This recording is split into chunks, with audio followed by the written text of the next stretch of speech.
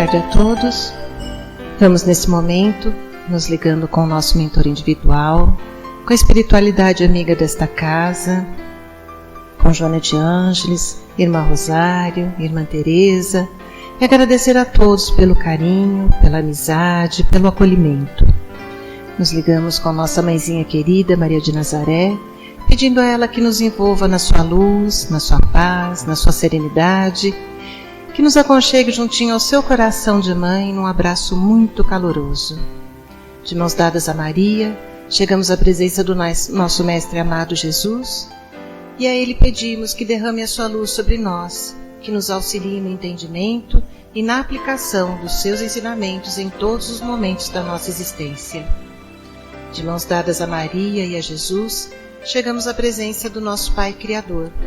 A Ele agradecemos pelo que somos, pelo que temos, pela oportunidade bendita de estarmos aqui reunidos. E vamos nesse momento elevando os nossos corações e os nossos pensamentos em louvor e agradecimento, dizendo ao Pai: Pai nosso que estais nos céus, santificado seja o vosso nome, venha a nós o vosso reino, seja feita a vossa vontade, assim na terra como nos céus. O pão nosso de cada dia nos dai hoje, perdoai as nossas ofensas, assim como perdoamos aqueles que nos têm ofendido. E não nos deixeis cair em tentações, mas livrai-nos de todos os males, pois vossos são o reino, o poder e a glória para todo sempre. E harmonizados que estamos, vamos nos ligando com as equipes espirituais de tratamento desta casa, pedindo que seja derramado a luz branca do Cristo sobre todos os assistidos. Essa luz vai serenando, acalmando e tratando a cada um de nós. Pedimos às equipes de P2 que projetem a luz azul sobre todos nós. Essa luz vai percorrendo o sistema nervoso central, tratando cada um dos centros de força, trazendo todos eles no equilíbrio. Pedimos às equipes de CH que projetem a luz rosa no coração de cada um dos assistidos. Essa luz vai serenando, acalmando esse cardíaco, fortalecendo a fé e a confiança em cada um de nós. Nos ligamos com as equipes de P3B e pedimos a projeção da luz branca do Cristo, de um azul muito intenso que envolverá o coração e a mente de cada assistido. Pedimos também que sejam feitos todos os cortes de ligação que se fizerem necessários, que essas energias sejam levadas para o astral para o tratamento mais adequado. E vamos projetando um azul muito intenso em todo o sistema nervoso central e periférico, neurovegetativo, um rosa claro no cardíaco para aumentar a força, a confiança, a fé, um amarelo claro no frontal para ter pensamentos positivos, maior ligação com o mentor individual e força de vontade. E pedimos uma cúpula rosa clara vibrante da cabeça aos pés, envolvendo todos os assistidos de P3B. Aos assistidos de saúde, pedimos a projeção das cores do arco-íris, fazendo como uma cúpula protetora, envolvendo cada um desses assistidos pelo tempo que se fizer necessário. Que assim seja, Senhor. Graças a Deus. Convidamos a todos para que assistam neste momento a palestra que será colocada no ar. Que assim seja. E que possamos também abrir os nossos corações e envolver com todo carinho e gratidão o nosso irmão Rialdo, que nos trará as palavras do Evangelho desta noite. Que assim seja.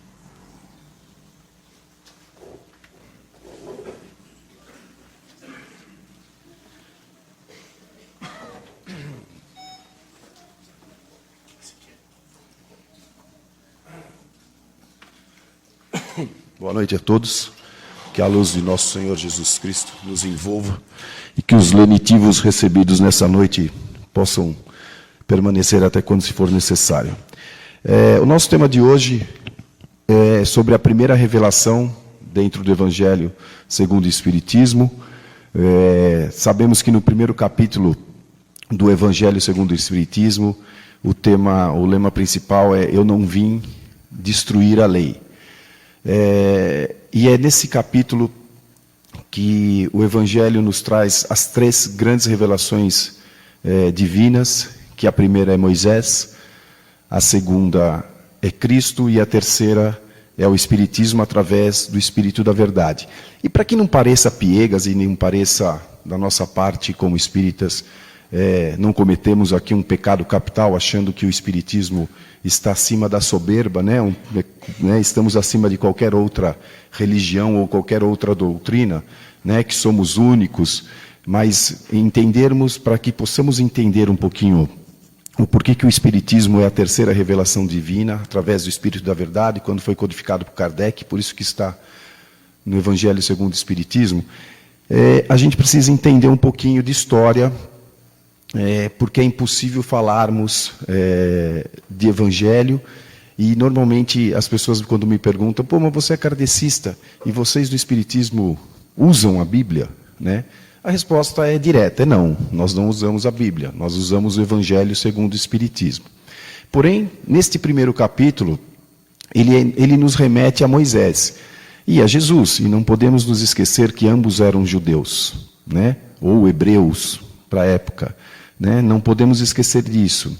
E é impossível, à medida que se estuda a doutrina, nós não resgatarmos principalmente o Velho Testamento, para que possamos entender exatamente qual o momento e porquê dos acontecimentos dessas 3 revelações, tanto da chegada de Moisés, quanto do Cristo, quanto do Espiritismo.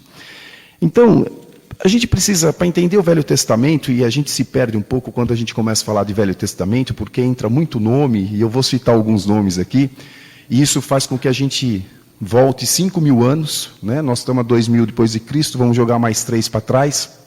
Nós temos 25 minutos para falar sobre isso, e eu vou procurar fazer isso de uma forma bastante sucinta e que eu seja bastante didático para que fique claro e a gente não se perca no meio da história.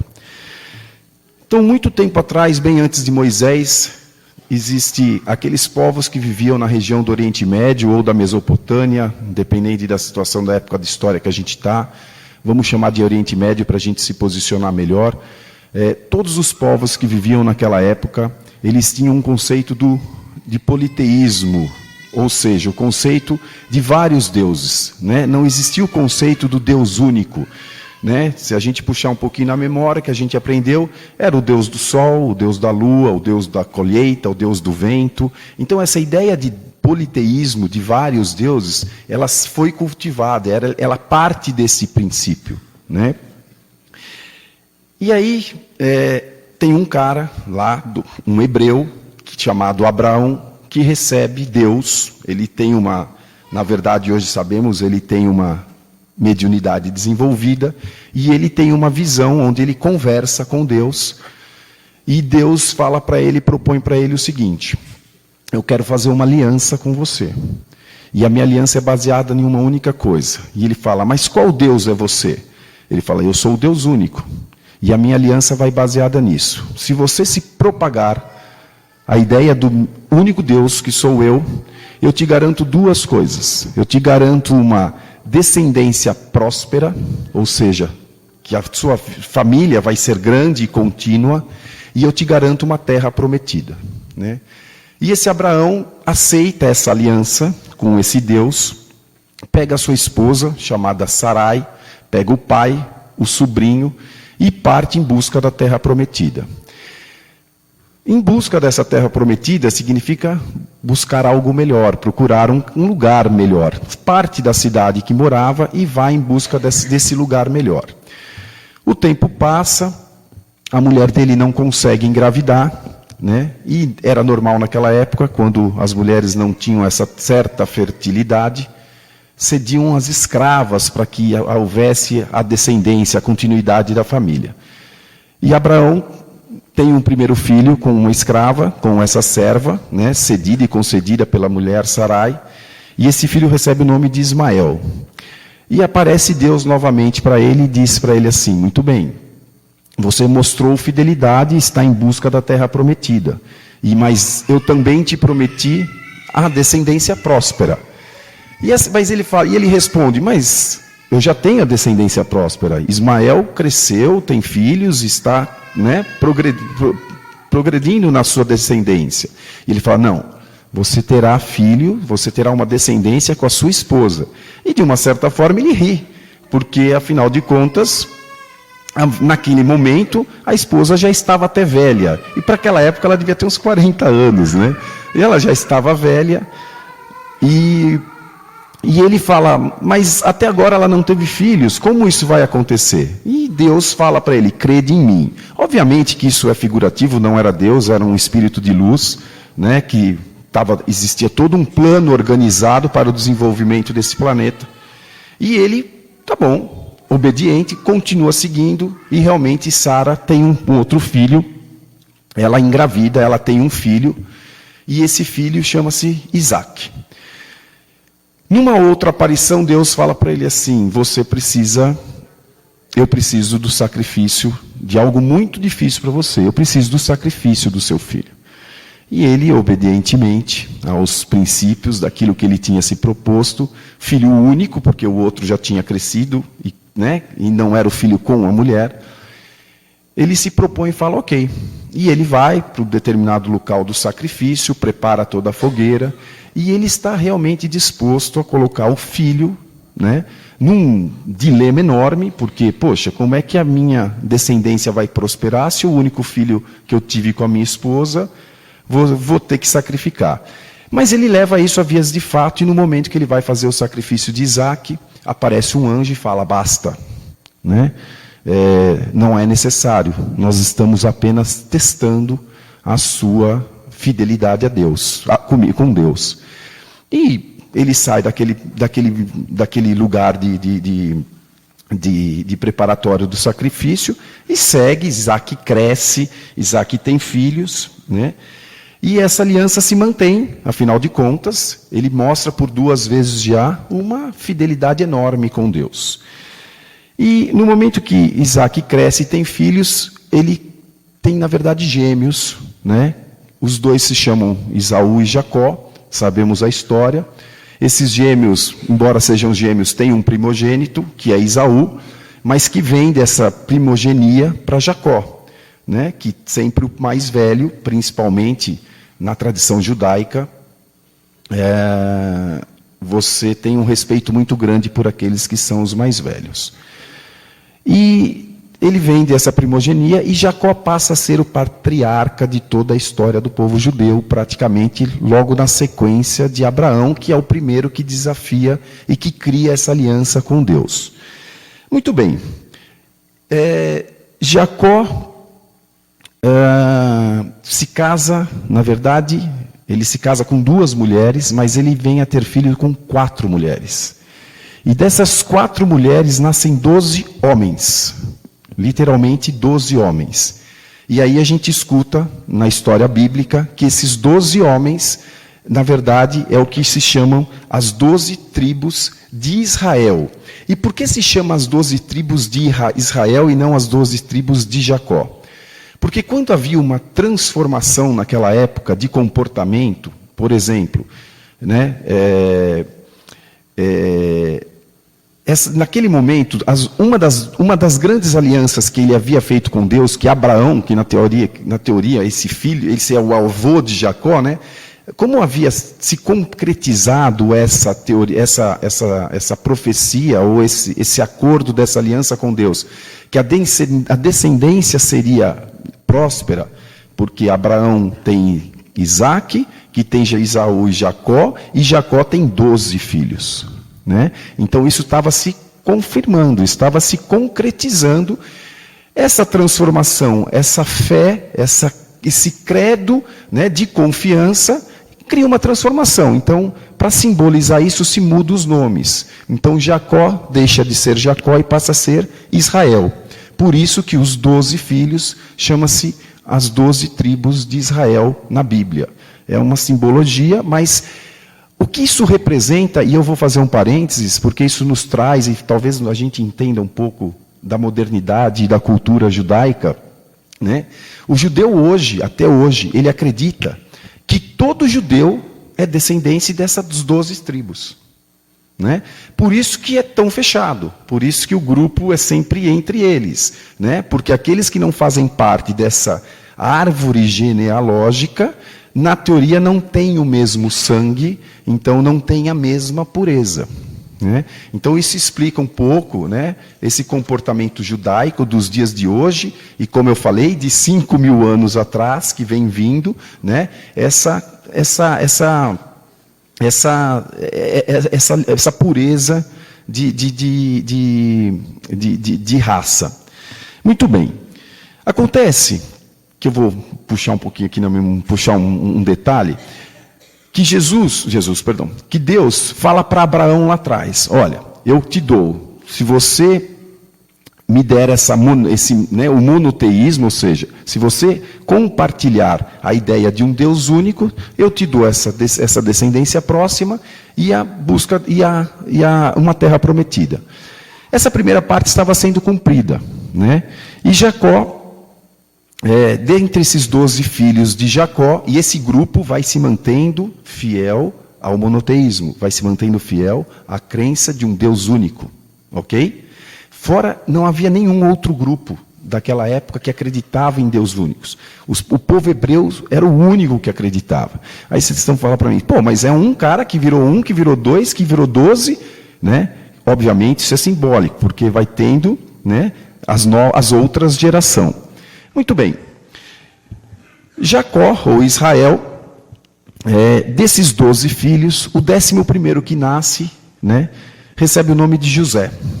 E esse José tinha uma mediunidade, uma habilidade, uma faculdade muito bem desenvolvida, que era uma faculdade de interpretação dos sonhos. Ele tinha provavelmente uma vidência, né?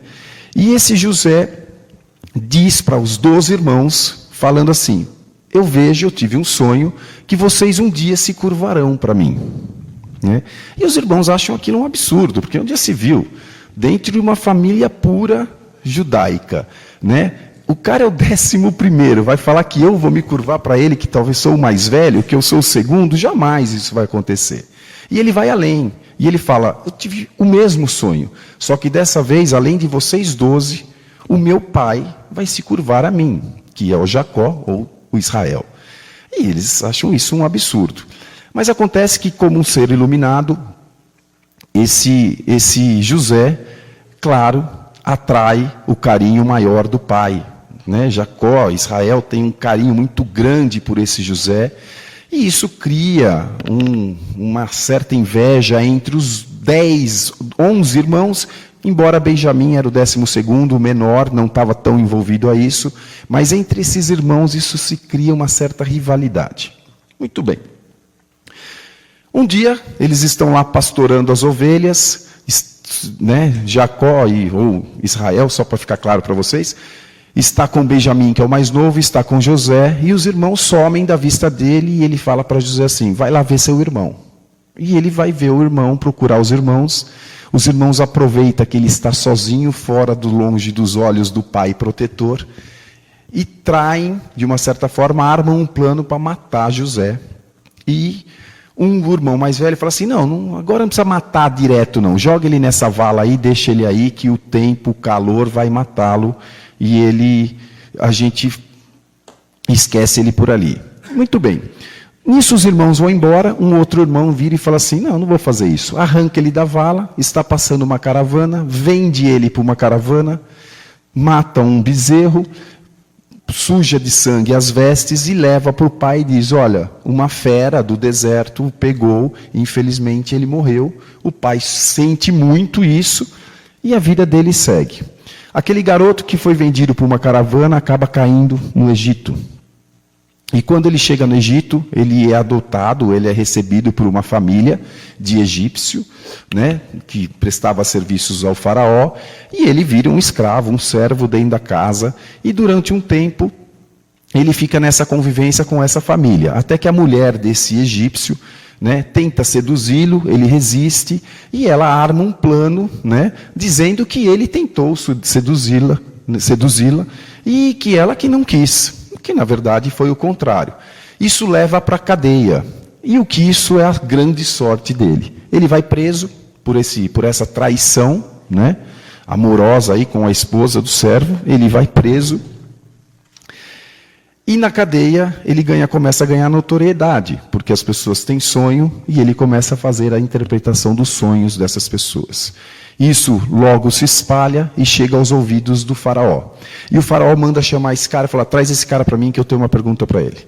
E a pergunta é a seguinte: eu sonho várias vezes, eu vejo 7 vacas gordas e vejo 7 vacas magras, todas as vezes. E depois as vacas magras, elas estão todas mortas. O que você me diz disso? Ele fala: é simples.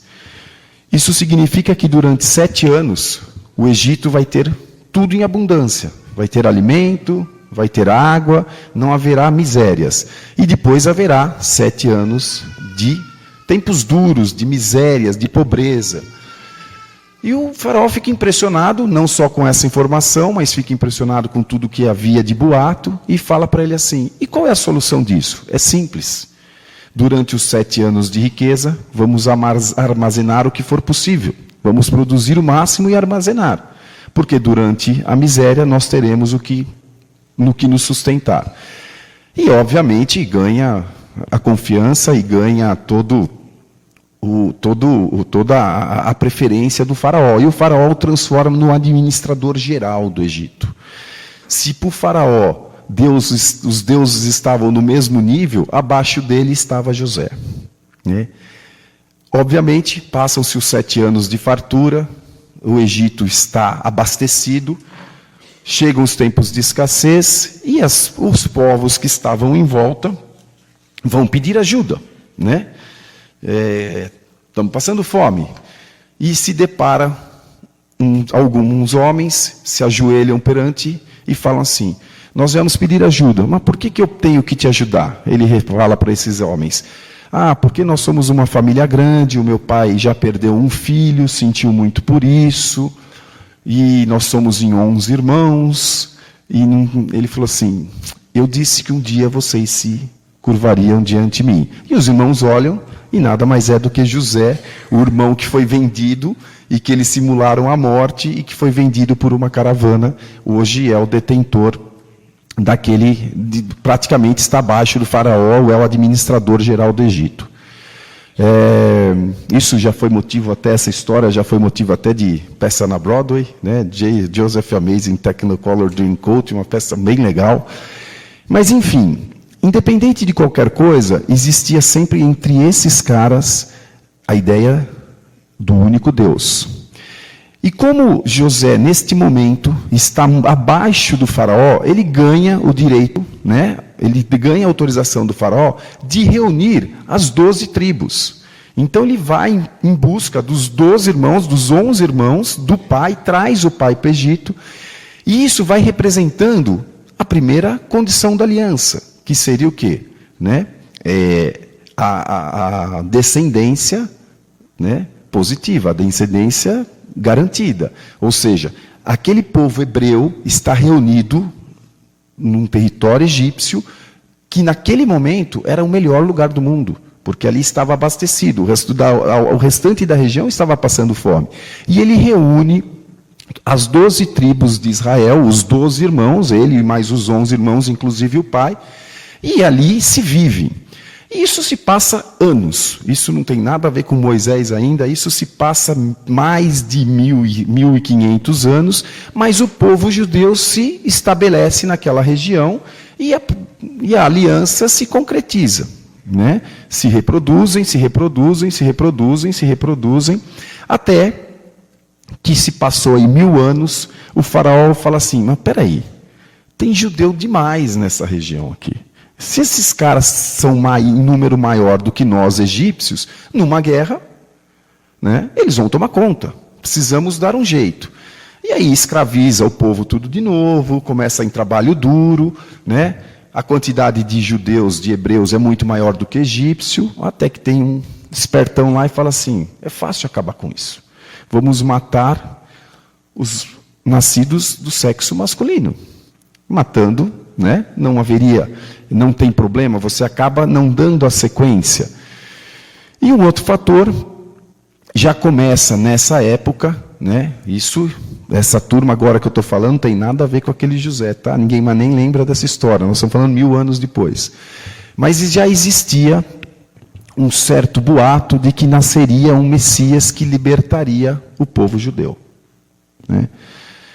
E nessa época, então, vamos matar todos os filhos homens, que não vai nem nascer nenhum Messias libertador, e que também não teremos problema de aumentar a quantidade de judeus, de hebreus. Só que, nessa época, uma hebreia tem filho, com medo de que o menino fosse assassinado, ela coloca esse menino num cesto e empurra no rio Nilo.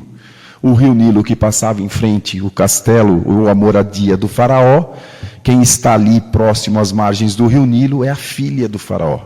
E ela pega aquele cesto e tem uma criança lá dentro. E ela adota essa criança. Essa criança chama-se Moisés. Então,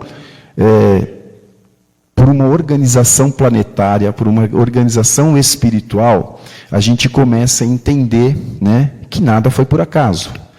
Que 1500 anos, lá na história, começando por Abraão, que passa por Isaac, que passa por José e que chega até Moisés, o povo hebreu, o povo judeu, é o único povo, até a história da humanidade, a acreditar num único Deus. Então, essa é um fato histórico, algo tão importante para a gente entender em religião, né, que faz toda a diferença quando a gente tem essa clareza. Porque se a gente voltar lá na história, onde a gente aprendia lá um pouquinho da história do povo egípcio, né, Osíris, o deus do sol, o deus do vento, você se remete para a Grécia, a mesma coisa, o deus da beleza, o deus do trovão. A ideia de politeísmo ela é muito grande no mundo, com exceção de uma única raça e milenar, o povo judeu, né? Por isso, e por que isso?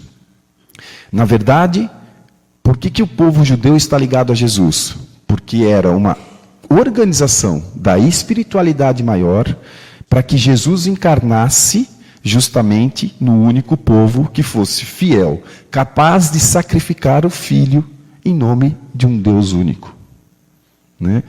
Então, a história de Moisés, que é a primeira revelação, vamos só dar uma sequência para a gente não perder o raciocínio. Moisés é criado, né? Moisés é criado como um rei, como um príncipe pelo faraó, né? A filha adota e ele é criado com todas as regalias. O povo egípcio naquela época é um povo evoluído na matemática, na engenharia, com conhecimentos da vida pós-morte, né? A gente tem toda a história do Egito aí, que enterravam os faraós com comida, porque iam comer do lado de lá, aquela coisa toda. E interessante, desculpem, e esse povo, e ele recebe toda essa regalia, toda essa educação de cultura. Então ele tem conhecimentos de estratégia, ele defende o Egito em muitas guerras, ele tem conhecimento de muita coisa.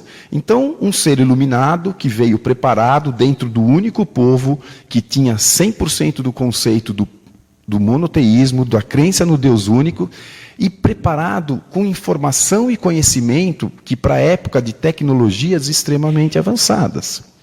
Acontece que num determinado dia, ele começa com toda essa inteligência, com todo esse acesso à informação, ele começa a perceber, poxa, mas eu sou judeu, eu sou hebreu, e o faraó está escravizando o meu povo, né? O sangue da raça acaba pesando mais do que toda a educação recebida pelo povo egípcio. E, na verdade, não é por isso. Na verdade, é porque o senso de justiça, o senso de firmeza e de justiça de Moisés é a grande característica desse ser iluminado. E ele, num dia que ele está caminhando pela rua, um judeu está sendo totalmente maltratado por um egípcio, à base de chicotada, de espancamento. E quando ele vê aquilo grita dentro dele, e ele vai, quando ele manda parar, tira o cara, ele lá tinha o poder de mandar parar, ele era, na teoria, o neto do faraó. E quando as pessoas saem, ele mata esse egípcio, né? A revolta dele é tão grande que ele mata esse egípcio. E claro que isso cai nos ouvidos do faraó, e aí essa aliança está desfeita, né? Esse laço de família, entre aspas, foi desfeito, e ele passa a ser procurado pelo povo egípcio e o faraó. Ele se retira. até que ele recebe, né, um chamado de Deus, e a gente sabe de novo que não é Deus, né, é a espiritualidade maior, dizendo: você tem condições e foi preparado para libertar o povo judaico, o povo hebreu. Você precisa assumir a sua decisão, a sua missão. E muito bem, ele tem um tempo retirado, e quando ele é chamado, e ele vai em busca da sua missão, que é tirar esse povo judeu, libertar o povo judeu do povo egípcio. E ele retira durante 40 anos, fica lá rodando no deserto, procurando a vida primitiva. E aí a gente vai fazer um parênteses, parar um pouquinho de história e fazer uma reflexão sobre esse momento, né? Quando você pega um povo que está escravizado, que está vivendo na miséria, que está sendo maltratado, não existe cultura, não existe conhecimento, as pessoas vão se tornando brutas, as pessoas vão se tornando apenas o instinto de sobrevivência. Você não pode fazer nada, você não pode lutar contra ninguém, que se não te batem, te matam. E é esse o povo que cai na mão de Moisés. E Moisés, com todo o conhecimento, com toda a preparação, entende que para liderar esse povo, né, é preciso rigidez, é preciso disciplina. Então, nós temos 2 momentos. A lei de Moisés, que todos nós conhecemos como os 10 mandamentos, né? E temos as ordenações de Moisés, né? Que são regras para controlar essa turma, né? E hoje não é diferente. Se não colocam aí as nossas leis, né? As pessoas um atropela o outro, né? Se você não coloca a lei para andar de cinto de segurança, ninguém manda. Não põe multa, ninguém anda. E assim foi, né? Claro que um povo muito mais abrutalhado naquele momento, e Moisés, como líder, como estrategista, como um cara que sacava as coisas, estava muito além, e aquele povo foi durante muitos anos escravizado, e ele tinha recebido toda a informação de realeza, para administrar aquilo, óbvio, traz um Deus duro, um Deus punitivo, um Deus que... Porque se eu falo isso, quem é você que foi tratado a pão de ló? Ninguém obedeceria. Então ele desce, através do ato da mediunidade dos 10 mandamentos, e traz essas leis de forma muito dura, né? E todas as ordenações daquele momento, de forma rígida, né? E diz, e tudo isso para preparar o povo judeu a receber a chegada de Jesus, que isso é a segunda revelação, né? E só para a gente não travar o papo, que eu já estou em cima da hora aí, qual a diferença de Jesus com Moisés, na verdade? Enquanto Moisés tem a lei de olho por olho, dente por dente, Jesus já tem a lei do fazer ao bem, né? De perdoar aquele que te bate. Se eu te ataco com o olho ou com o dente, eu te perdoo. Então Jesus vem com a missão de transformar. Eu não vim destruir a lei, eu vim fazê-la cumpri-la, né? Então, exatamente, e nós estamos falando de 1.500 anos de diferença um do outro, tá? Mas 1.500 anos, mais 1.500 anos anterior, são 3.000 anos que o povo judeu sempre cultivou a ideia de um Deus único. É por isso que Jesus nasce entre o povo judeu. Porque isso era preciso que isso acontecesse para que o trabalho de continuidade da evolução da humanidade se desse, né?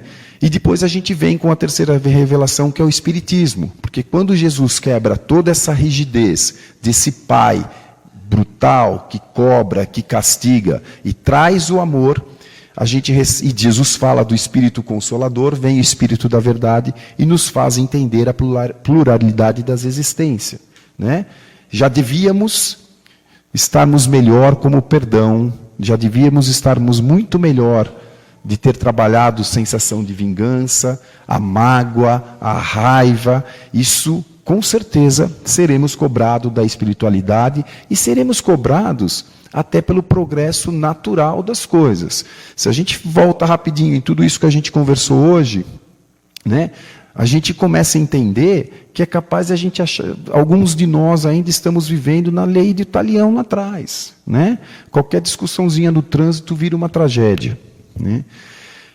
E é bacana a gente falar um pouquinho sobre isso, para a gente entender por que os judeus ainda estão, né, tão firmes nesse propósito deles. Primeiro, por uma questão cultural, né? Foram 3.000 anos aí, de forma rígida, né, seguindo as orientações do profeta, né, de Moisés. E um outro conceito, quando Moisés liberta o povo da escravidão do Egito, né, ele diz que virá um profeta, né, um Messias prometido. Acontece que esse Messias, a ideia do povo judeu, eu acredito muito nisso, é uma coisa muito pessoal minha, é que Moisés era um judeu que tem toda uma vida, uma educação como rei, um príncipe, e que abre mão de tudo isso por conta da raça, para defender os próprios irmãos, né? Então, esse conceito de que o Messias virá de uma realeza parte do próprio exemplo de vida de Moisés, né? Da condição de vida de Moisés, né? Então, para a gente perceber como a sabedoria divina e a espiritualidade maior, e com certeza a mão de Jesus, que é o governador planetário, né? Alguns livros dizem até que, né, essas conversas de Deus, né, com Moisés, na verdade, era o Espírito de Cristo, né, tendo o contato através da mediunidade com Moisés, porque era apenas a primeira preparação para nos prepararmos para que a gente tivesse um conceito um pouco diferenciado, né? Mas importante e que tem que ser respeitado dentro dessa tradição judaica é o conceito do monoteísmo. Isso é muito importante que respeitemos, né? Foi graças a essa cultura que a gente chega num Deus único, né? Se depois com Cristo a gente ganha o entendimento que a lei do talião ou aquele Deus punitivo se transforma num Pai amoroso, né? Cabe-nos a entendermos que progredimos 1.500 anos ou caminhamos 1.500 anos e temos que receber informações. Se eu transformar essa simbologia rápida que eu acabei de falar aqui agora, nessa última frase, o que será da nossa tecnologia daqui 5 anos? Vamos transformar não 1.000, daqui 5 anos, né? A gente hoje não tem resposta e, de uma certa forma, até nos assusta, né? Porque hoje, outro dia eu estava num congresso e já falaram quantas profissões vão sumir daqui nos próximos 5 anos. Isso são profecias, ou pelo menos são alusões. Será que vão desaparecer mesmo? Que a tecnologia está muito avançada? Nenhum de nós duvidamos. E a gente não consegue enxergar o que vai acontecer conosco daqui 5 anos, né? Então, imagina lá para trás. Então é importante que a gente tenha essa cronologia dos fatos, esse entendimento, né, desses seres iluminados que tiveram essas missões diferenciadas, para que nós chegássemos hoje aqui, e estamos dentro de uma casa espírita, entendendo que estamos aqui simplesmente, não por castigo, não estamos sendo punidos, nada disso. Estamos apenas aprendendo, né? Também gosto de tirar o conceito do karma dentro do espiritismo, né? Eu acho que a palavra karma, ela cabia muito dentro do espiritismo há 15, 20 anos atrás, 30 anos atrás, quando o espiritismo estava começando, né, a ganhar uma visibilidade. Hoje, com o número de casas espíritas que temos, nós não temos mais karmas, nós não temos mais pesos, nós temos um caminho de progresso, onde precisamos aprender, né? Se chega na primeira série primária ou no pré, e a gente não conhece nem as letras. A gente passa a conhecer as letras, passa a formar as sílabas, passa a formar as palavras, passa a formar as frases, chegamos aos textos e chegamos aos livros. Tudo isso dentro de uma ordem cronológica, numa ordem pedagógica, de acordo com a capacidade intelectual e moral, né? Então, se Moisés traz a lei dura, a lei moral, Jesus traz a lei do amor, né? E o Espiritismo completa isso, nos mostrando que nada é punitivo, nada está fora do lugar. Estamos apenas num processo de evolução, de crescimento e de aprendizado. Que Deus nos abençoe a todos, que tenhamos um excelente final de semana e uma semana maravilhosa.